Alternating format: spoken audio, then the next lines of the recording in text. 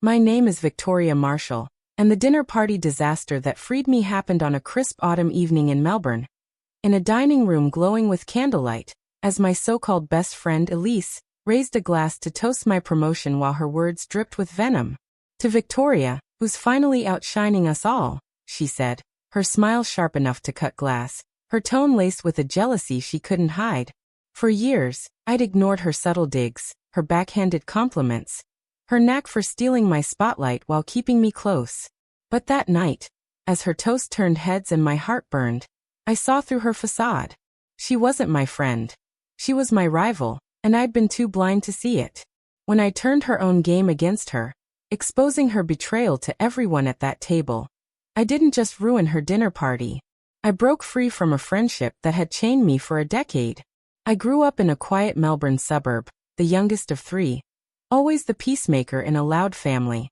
My parents taught me to be kind, to lift others up, to believe friendship was sacred.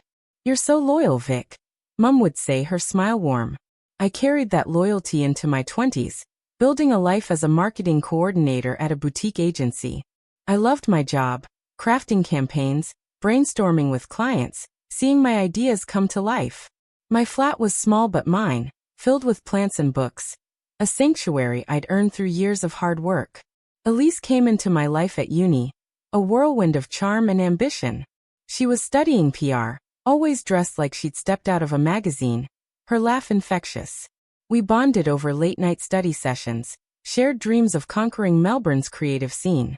She called me her ride or die, and I believed her. We moved in together after graduation, splitting rent, throwing parties, planning our futures.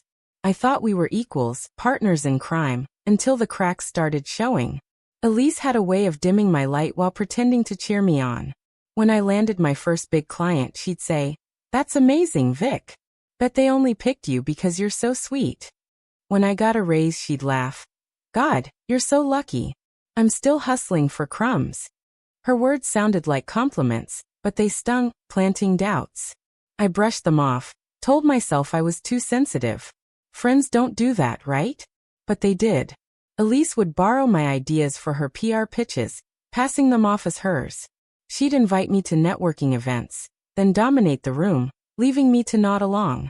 When I started dating my boyfriend Liam, she'd flirt with him, laughing it off as just being friendly.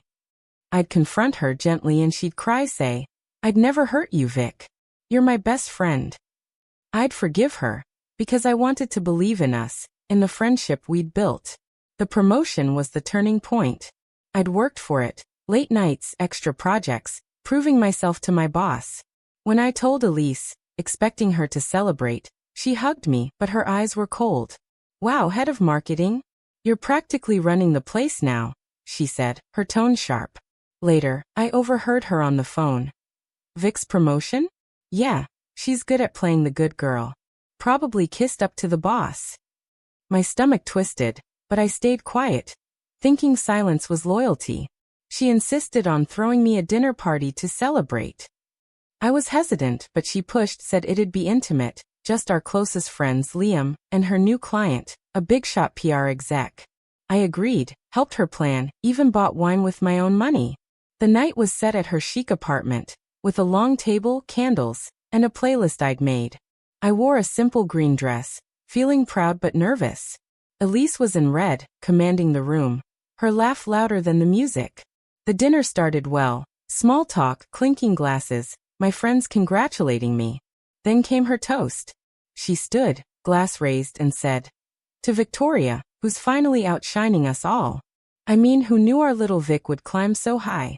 The room laughed, thinking it was playful, but I saw her smirk, her eyes glinting with something cruel. She went on. "She's always been the worker bee, haven't you, Vic? While some of us are still chasing our dreams." The table went quiet, the air heavy. Liam squeezed my hand under the table, his jaw tight. I smiled, said, "Thanks, Elise." But inside I was done. Her toast wasn't a celebration, it was a takedown. I didn't call her out then. I sat through the rest of the dinner, smiling, chatting, while my mind raced. Elise had been undermining me for years, stealing my confidence, my ideas, my joy, all while calling it friendship. I wasn't going to let her ruin this moment, too. I was going to ruin hers. I started planning the next day, my anger a quiet fire. Elise thrived on being the star. Her PR career, her social circle, her perfect image. She'd invited that exec to impress him, to secure a contract, and she thought she could use my promotion to make herself look generous. I was going to turn her game against her, expose her in front of the people she needed most. First, I gathered evidence. I went through old texts, emails, her social media. There were messages where she'd asked to borrow my campaign ideas, then pitched them as her own. Screenshots of her thanking me, followed by her client emails claiming credit. I found a group chat where she'd mocked my promotion. Vic's the golden girl now, but let's see how long it lasts. I saved voicemails where she'd apologized for joking about my work, her voice sweet but insincere. I recorded new conversations too. I'd meet her for coffee, let her talk, my phone in my bag. "You're so lucky, Vic," she'd say, her tone bitter. "I'm still grinding, and you're just there." Once she let slip. "I told my client I came up with your last campaign. They loved it." I smiled, said, "Wow, Elise, that's bold," and let the recorder run. Her words were a map of her jealousy, her betrayal. Pretending was the hardest part. I'd hug her, laugh at her jokes, help with her dishes, all while my heart screamed. She thought I was still her loyal Vic, the one who'd take her digs and smile. She didn't know I was done. The perfect stage was her next big event, a networking dinner at her apartment, 2 weeks later, for her PR clients, our friends, and that exec she was desperate to impress. She'd been hyping it for days, posting about her big night. I knew it was where her image was brightest, where the truth would hit hardest. I turned my evidence into a presentation. Screenshots, texts, voicemails, a timeline of her betrayal. I called it the cost of envy. I wanted to show everyone what she'd done, not just to me, but to the idea of friendship. I practiced my speech, keeping it calm but sharp, each word a step toward freedom. I burned it onto a USB drive, tested it, made sure it was perfect. I talked to our friend Mia, who'd seen Elise's patterns. "She's always been jealous," Mia said, giving me a text where Elise had mocked her job too. Another friend, Tom, admitted Elise had borrowed his contacts and never credited him. Their stories fueled me. "Expose her," Mia said. "She's not your friend." The night before the dinner, I sat in my flat, the USB drive in my hand, picturing Elise's face when the truth came out. I wasn't nervous. I was ready. The dinner was at Elise's apartment, the table set with her usual flair, candles, linen napkins, a curated guest list. She was in her element, charming the exec, laughing with clients, her red dress catching the light. She hugged me when I arrived, said, "Vic, you're my rock," her voice loud for the room. I smiled, said, "Always," my USB in my purse.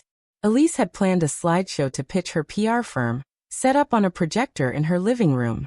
I'd helped her test it weeks ago, so I knew how it worked.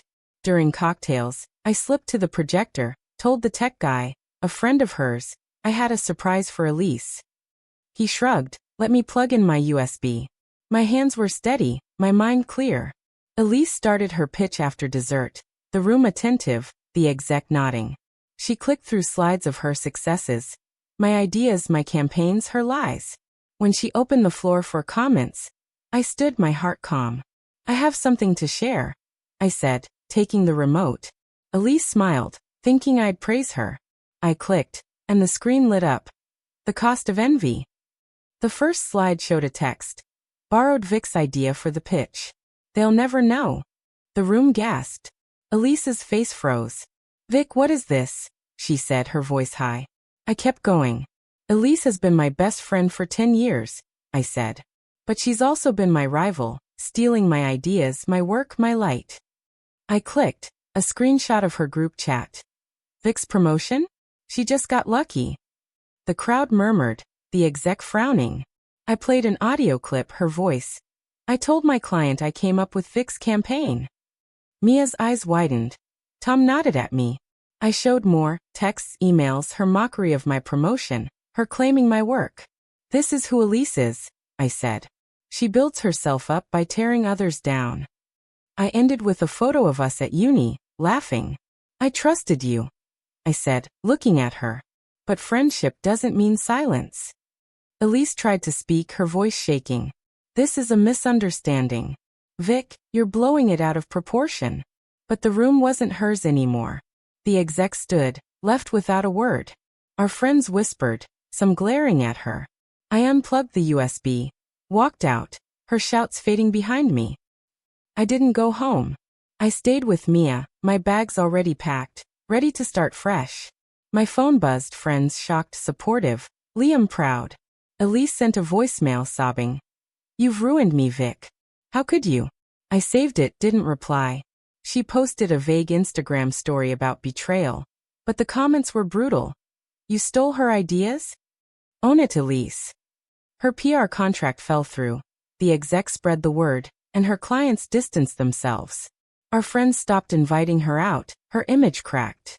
I didn't get my ideas back, but I didn't need to. I was creating new ones, landing bigger clients, thriving in my promotion. Liam and I planned a trip, just us, no drama. Elise moved to Brisbane, chasing a new start. But her posts are quiet now, her charm faded. The dinner party disaster wasn't just about exposing Elise. It was about freeing myself from a friendship that demanded my silence, my sacrifice. She thought she could keep me small, keep taking, because I was loyal. I showed her, and myself, that loyalty to myself comes first. I'm not her shadow anymore. I'm Victoria, and I shine. If you enjoyed this revenge story, don't forget to like, subscribe, and comment where you're watching from.